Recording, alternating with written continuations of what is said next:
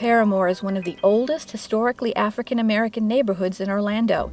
It was named in the 1880s after the city's fourth mayor, James B. Parramore. As Orlando grew, so did the community, with many successful black-owned businesses setting up shop. In 1929, prominent physician William Monroe Wells opened the Wells-built hotel on South Street. Because of segregation, African Americans were unable to find hotels open to them in Orlando. The Wells-built was the first hotel to offer them lodging. Next door to the hotel, Dr. Wells built the South Street Casino, which was more of a community center than a gambling establishment, and hosted musicians like Ella Fitzgerald and Ray Charles. Nick Aiken, owner of Nicky's Place, a long-established soul food restaurant, fed some of those famous entertainers. I had opportunity to feed Mr. Elvis Presley, and I had an opportunity to fix some food for B.B. King.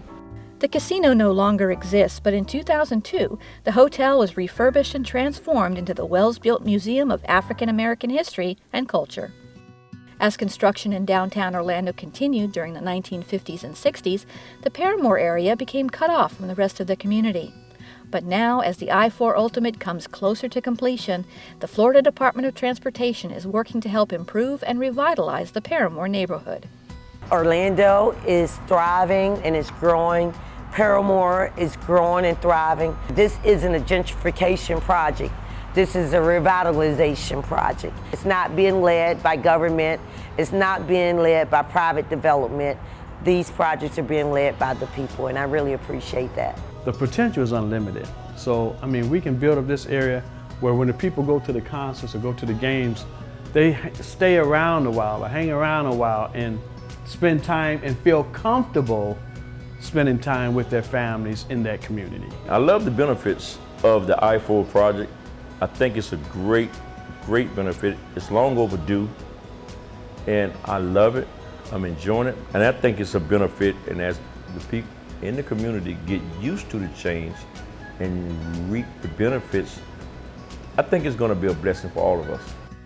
Since we first talked to Jay Henry, his barbershop on Church Street was sadly destroyed by fire. Now you talking about life change? But this isn't stopping Jay Henry from moving forward. I love Parramore, been in Parramore for a very long time. My plan and my goal is to continue to own a barbershop in the Parramore community for the duration of my career.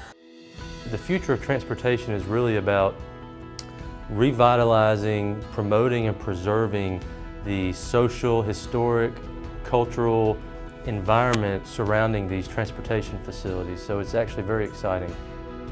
In addition to providing space for the City of Orlando's Under I, an urban community park under the I-4 bridge decks downtown that the City of Orlando is developing, the I-4 Ultimate project clears the way for FDOT to extend Hicks Avenue underneath the 408 to connect the Parramore area to the Griffin Park neighborhood.